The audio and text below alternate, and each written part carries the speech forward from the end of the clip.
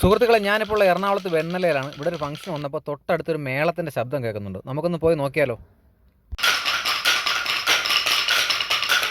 ഞാൻ വിചാരിച്ചതുപോലെ അത് കൊട്ട് പഠിക്കുന്ന ശബ്ദം തന്നെയാണ്. കുറച്ച് കുട്ടികൾ ഇവിടെ നിന്ന് അടിച്ച് തകർക്കുകയാണ്.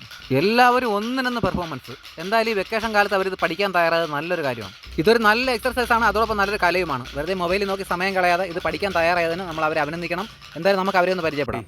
Sriram. Okay. Ritav. Okay.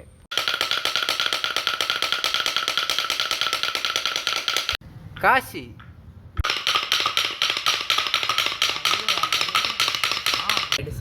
Edison. Okay.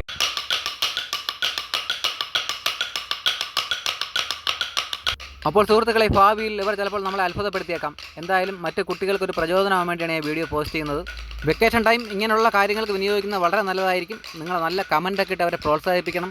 അപ്പോൾ സുഹൃത്തുക്കളെ, മറ്റൊരു നല്ല വീഡിയോയുമായി ട്രിപ്പ് ആൻഡ് ടൈമിൽ ഉടനെ കാണാം. ബൈ.